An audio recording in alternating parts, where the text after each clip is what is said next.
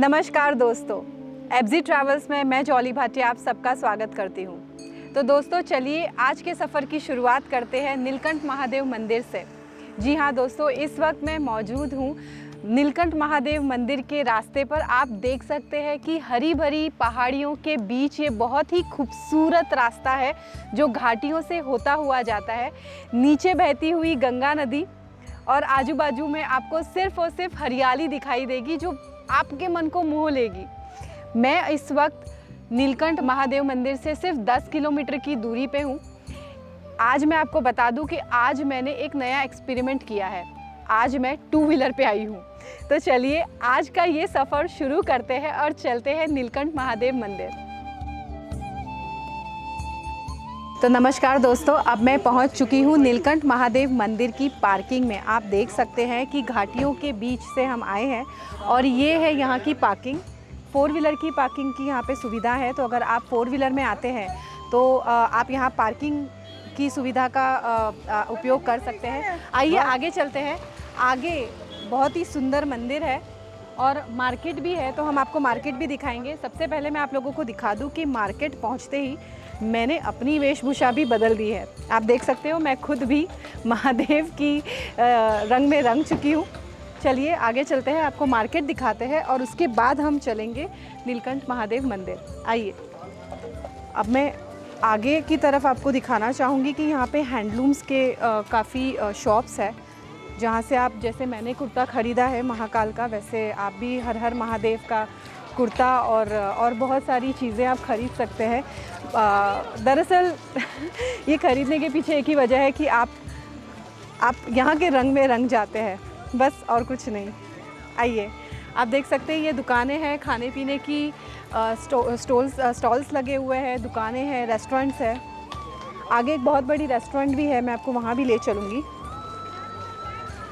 सो ये है एक दुकान, आप देख सकते हैं मैंने यहीं से अपनी शॉपिंग की है।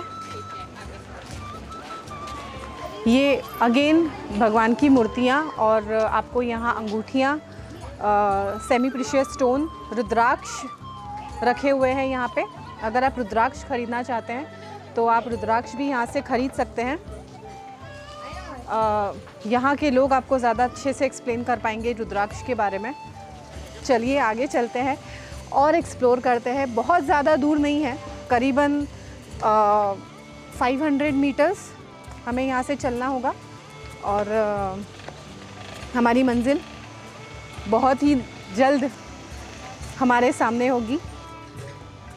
और आपको बता दूं कि जैसे कि नीलकंठ महादेव मंदिर के बाहर मैं आ चुकी हूँ। यहाँ से आप प्रसाद खरीद सकते हैं महादेव को चढ़ाने के लिए। इसमें क्या है? जल है, जल होता है, शहद गुलाब जल होता है, नागला जल, शहद गुलाब जल और बहुत सारी सामग्री जो आप महादेव जी को चढ़ा सकते हैं। तो आप यहाँ से ख़रीद सकते हैं। और अब यहाँ से कितने मीटर है भैया? ये 5 मीटर। मुझे नहीं लगता है इतना होगा लेकिन मेरे ख्याल से अराउंड 200 मीटर के आसपास अब मुझे और वॉक करना होगा। दुकानें हैं, आप यहाँ से अपने शूज़ आपको यहीं खोलने होंगे। तो हम भी अपने शूज़ खोलते हैं क्योंकि यहाँ से आगे हमें बिना शूज़ के जाना होगा। और प्रसाद भी ले लेते हैं।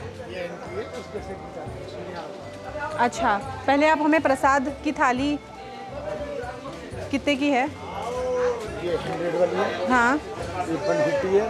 हाँ, ये 250 है, ये 550 है। जब आप मंदिर में शहद चढ़ाओगे, गुलाब जल चढ़ाओगे, नाग जोड़ा, गंगा जल चढ़ाओगे, तस्वीर प्रसाद को घर के वापसी मिलेगा। अच्छा, और ये कितने का है?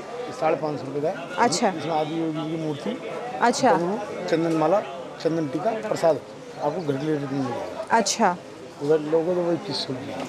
अच्छा, वो 2100 की है।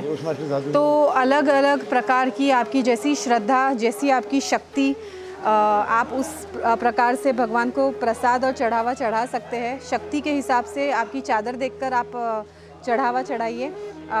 कुछ थालियों में आपको मूर्ति भी मिलेगी जो आप वापस भगवान को चढ़ाकर अपने घर रख सकते हैं। तो मेरा मानना है कि मैं भगवान को मूर्ति चढ़ाने में बिलीव नहीं करती, लेकिन जी घर में मूर्ति रिटर्न जाती है, लेकिन मैं एक छोटा सा अपनी तरफ से चढ़ावा चढ़ाना चाहूँगी और हम आगे चलेंगे। भैया मुझे ये वाला दे दीजिए। ये यहाँ पे शंकर भगवान के लिए काल सर्प योग के लिए चढ़ाया जाता है। अच्छा। जिसको काल सर्प योग की दोष होता है, हाँ। वो यहाँ पे चढ़ा सकता है, अपना काल सर्प योग पूर्ण कर सकता है। जी।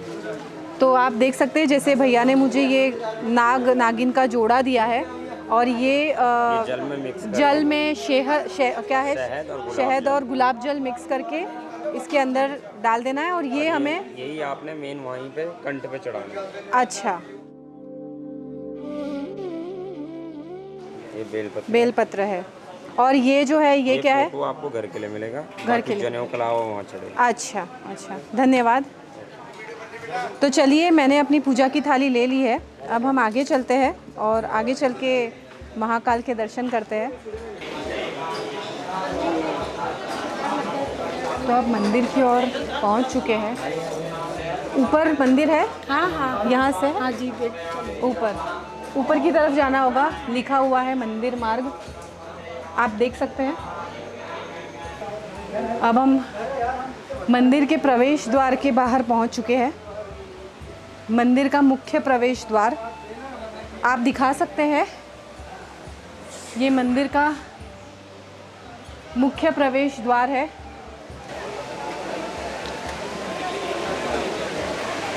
आप देख सकते हैं, नीचे की तरफ आप दिखा सकते हैं, बहुत सारे भक्त यहाँ इस वक्त मौजूद है। यहाँ पानी का झरना है छोटा सा, जहाँ कई यात्री झरने के मज़े लेते हुए आपको दिखाई देंगे नीचे की तरफ। तो दोस्तों इस वक्त मैं मंदिर के परिसर में हूँ। आप देख सकते हो मेरे पीछे मंदिर है। मंदिर के अंदर जहाँ पे शिवलिंग स्थापित की गई है, वहाँ अंदर जाकर हम फोटोग्राफी या वीडियो नहीं ले सकते। इसी कारणवश मैं अंदर जाकर पूजा करके आती हूँ, तब तक आप मेरा इंतज़ार कीजिए। तो दोस्तों मैं मंदिर के अंदर से अब बाहर आ चुकी हूँ और मंदिर के अंदर आप अभी भी सुन पाएंगे कि हर हर महादेव की गूंज बस हर जगह सुनाई देती है।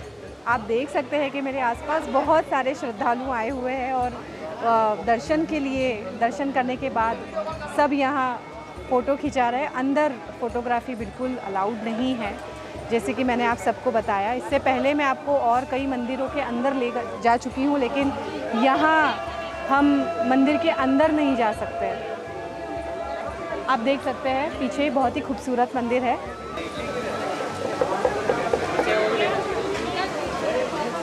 तो इस तरह नीचे झरना है, हम वहाँ भी जाएंगे और वहाँ भी आपको दिखाएंगे कि वहाँ किस तरीके से यहाँ पे आए हुए पर्यटक झरने को एंजॉय कर रहे हैं। चलिए चलते हैं, पूछते हैं कि झरने की तरफ जाने का रास्ता कैसे है। तो दोस्तों कहते हैं कि समुद्र मंथन के वक्त जब अमृत और विष की प्राप्ति हुई, उस वक्त विष कोई भी भगवान धारण नहीं करना चाहता था। उस वक्त भोलेनाथ ने विष को धारण किया और उसी कारण उनका कंठ नीला पड़ गया। तब से उनको नीलकंठ महादेव के नाम से जाना जाता है और ये मंदिर नीलकंठ महादेव मंदिर के नाम से प्रसिद्ध है। आइए आगे चलते हैं और देखते हैं कि मंदिर में और क्या क्या है। आइए। तो मैं इस वक्त नीलकंठ महादेव मंदिर के ऊपर के स्थान पर हूँ, मैं दर्शन करके ऊपर आई हूँ। मैं महाराज जी से यहाँ की कुछ विशेषताओं के बारे में और मंदिर के बारे में कुछ जानकारी लूँगी। नमस्कार महाराज जी, मेरा नाम जॉली भाटिया है। हमारे दर्शक आपसे जानना चाहेंगे कि जैसे ये मंदिर कितना पुराना है और यहाँ ये मतलब काफ़ी कुछ कथाएं हैं जो हमने सुनी हुई है नीलकंठ महादेव जी के बारे में। तो आप हमें बताएंगे थोड़ा सा विशेषताएं क्या है और यहाँ की कहानी क्या है? ये मंदिर तो ऐतिहासिक है, भगवान स्वयंभू लिंग में यहाँ पर विराजमान है। और नीलकंठ महादेव का जो इतिहास है, समुद्र मंथन के समय जब विष निकला था कालकूट नाम का, उसको भगवान ने अपने कंठ में धारण किया था। तो कंठ में धारण करने के बाद उसके जो ताप से भगवान विचलित होने लगे थे, तो भगवान जब कैलाश पर्वत से निकले हैं तो मणिकूट पर्वत है ये इसके चारों ओर, उसके मध्य में ये बट वृक्ष है। इस बट वृक्ष के नीचे आके वो बैठे हैं। दोनों तरफ मधुमती और पंकजा 2 नदियाँ हुआ करती थी, अब छोटे स्वरूप में है, अभी भी हैं लेकिन छोटे स्वरूप में है। उन्हीं के नीचे भगवान शंकर ने 60,000 वर्ष तप किया है उस विष को शांत करने के लिए। जब वो विष शांत हुआ है तो माता पार्वती जब उनको कैलाश पर्वत ले जाने के लिए आई हैं तो माता पार्वती ने उनसे निवेदन किया कि महादेव, आप इतने वर्षों तक यहाँ रहे हैं और इतने विषैले विष से आपको शांति मिली है, तो क्यों ना आप एक ऐसा अपनी छवि छोड़कर जाएं, आने वाले समय में भक्त आपको जान सकें कि आप इतने वर्षों तक यहाँ रहे हैं। तो भगवान ने माता पार्वती से कहा है कि ठीक है, मैं यहाँ कंठ रूपी लिंग में प्रकट होता हूँ, मेरे यहाँ स्वयंभू लिंग में मैं विराजमान रहूँगा और आने वाले भक्त मुझे नीलकंठ के नाम से जानेंगे। अच्छा, तो ये मंदिर अभी तो मतलब काफ़ी बड़ा हो चुका है। यहाँ पे बाहर भी मुझे कुछ चीज़ें दिखाई दी जहाँ पे भक्त जो है धागा बांध रहे हैं, तो उसकी मतलब वो क्या मान्यता है, मतलब धागा बांधना या धागा बांधने की जो परंपरा है, जो बट वृक्ष है, इस बट वृक्ष में कहते हैं कि जो पुराने समय से चला आ रहा है, जो बुजुर्ग हमारे बताते हैं संत महात्मा कि यहाँ पर जो भी भक्त आते हैं बट वृक्ष में जो भी धागा बांध के जाते हैं, अपनी मनोकामना कह के जाते हैं, उसकी जब मनोकामना पूर्ण हो जाती है तो उस धागा को खोलकर माँ गंगा में अर्पित कर देते हैं। तो यहाँ धागा बांधने का जो उद्देश्य है वो अपनी मनोकामना के लिए भक्त धागा बांधते हैं। अच्छा, धन्यवाद महाराज जी, ये सारी जानकारी के लिए आपका बहुत बहुत आभार। तो ये थे महाराज जी यहाँ के, जिन्होंने हमें ये सारी जानकारी दी। आइए हम आपको बाहर भी लेकर चलते हैं। महाराज जी, एक और आखिरी प्रश्न मैं आपसे थोड़ा आपको पूछना चाहूँगी कि यहाँ बाहर झरना भी है, तो वो झरना का मतलब वो झरना नहीं, वो जो मैंने आपको नदियों के नाम बताए, मधुमती और पंकजा, आज झरने के स्वरूप में हो गई हैं। पहले वो नदियाँ हुआ करती, एक मधुमती थी, एक पंकजा थी। वो नाम तो अभी भी वही है, लेकिन स्वरूप छोटा हो गया क्योंकि अब प्रकृति धीरे धीरे सिकुड़ती जा रही है, तो उस हिसाब से झरना स्वरूप में हो गया और कुछ नहीं, झरना स्वरूप में हो गया, तो इसीलिए लोग वहाँ पे स्नान करते हैं, वो स्नान करते हैं। ठीक है, तो अब हम भी आपको वहाँ लेकर चलेंगे और आपको वहाँ के भी दर्शन कराएंगे। मैं महाराज जी से विदा लेती हूँ।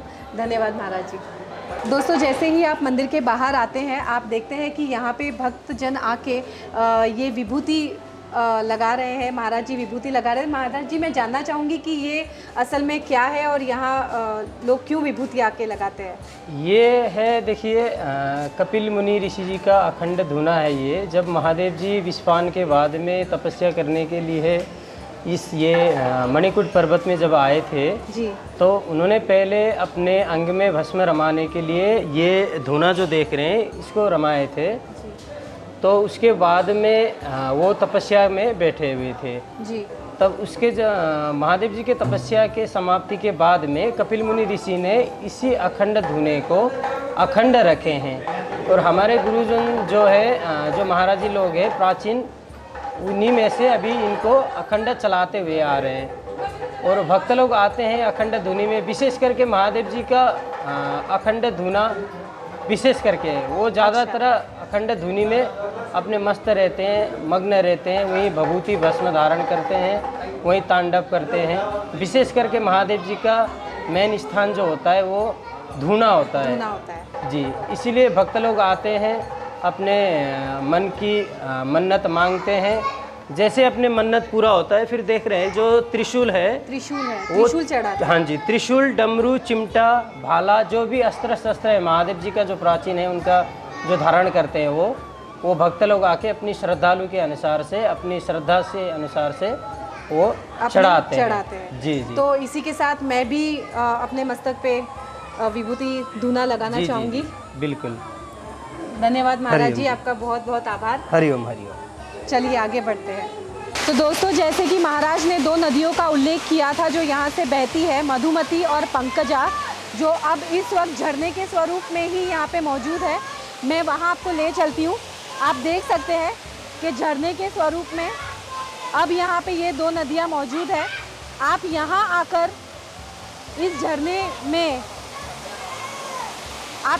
में आकर आप यहाँ पे नहा सकते हैं। जैसे 2 बच्चे आप देख सकते हैं।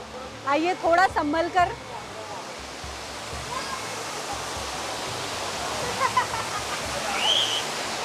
दो बच्चे बहुत ही एंजॉय कर रहे हैं।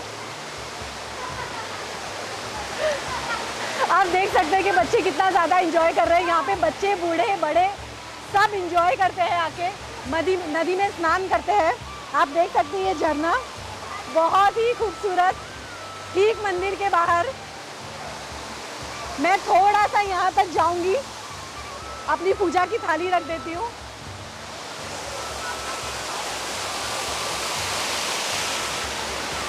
आप देख सकते हैं मैं इस झरने के बीच हूँ। तो बहुत ही खूबसूरत सा ये झरना, जो नदियाँ हुआ करती थी अब ये झरने के स्वरूप में आपको दिखाई दे पड़ेगी। तो इसी के साथ अब हम हमारे सफ़र को आगे बढ़ाएंगे और बाहर चलेंगे अपने दूसरे पड़ाव की ओर। मैं उम्मीद करती हूँ कि आप लोगों को हमारे द्वारा यानी कि FZ ट्रैवल्स द्वारा कराए गए नीलकंठ महादेव मंदिर के ये दर्शन ज़रूर पसंद आए होंगे। इसी तरीके से हमें देखते रहिए, हमें सराहते रहिए। मैं जॉली भाटिया आप सबसे विदा लेती हूँ। नमस्कार।